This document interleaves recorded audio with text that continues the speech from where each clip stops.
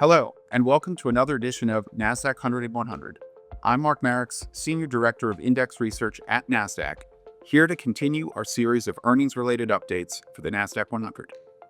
Now, one of the biggest news items in January, in the very thick of earnings season, was the release of some new AI models from DeepSeek, a relatively unknown Chinese tech company spun out of a hedge fund that generated some incredible, and I'll say to some extent misleading, hype relating to the performance of its models, the approach they took to building them, and the associated costs. The news led to one of the worst days for NVIDIA's stock in the company's history. This was largely a reaction by investors who became worried that the company's growth, which has been almost entirely driven by AI CapEx spending in recent years, would materially slow down given DeepSeek's ability to train and operate a highly capable model on a supposedly limited fleet of older, less sophisticated NVIDIA chips. Well, I'm here to tell you that a lot of that initial hype is looking overdone. Probably the biggest headline number from DeepSeek was $6 million, the cost they incurred to train their impressive V3 model. But that is just a small piece of the puzzle.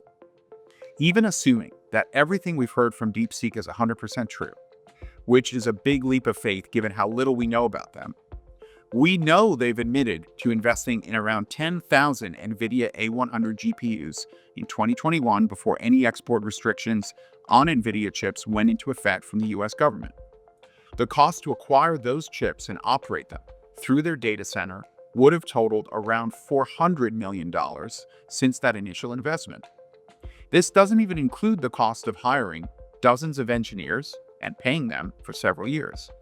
Now, if you read the research from one of the leading semiconductor research outlets online, semianalysis.com, they actually believe DeepSeek may have access to around 50,000 of NVIDIA's Hopper GPUs, which, when you add it all together, implies as much as $1.6 billion in CapEx for chips and at least $2.5 billion all in, including the cost to operate for the last 4 years.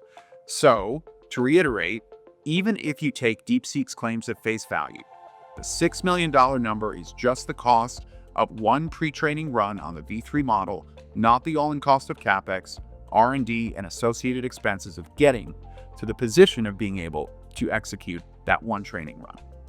And the model that really caught people's attention was R1, also known as the reasoning model, which compute cost was glaringly absent from the technical paper DeepSeek published for that follow-up model. That's enough about DeepSeek. Join me next time as I tie all this back to what we've heard from some of the biggest spenders on AI-related CapEx in the Nasdaq-100 Index.